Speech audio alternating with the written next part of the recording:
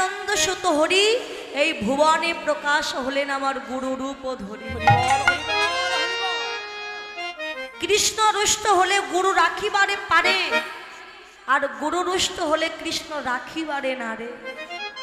ভগবান বললেন তোমরা তো আমাকে পাচ্ছ না, আমার পরিবর্তে গুরুদেবের চরণ দুখানা জড়িয়ে ধরো।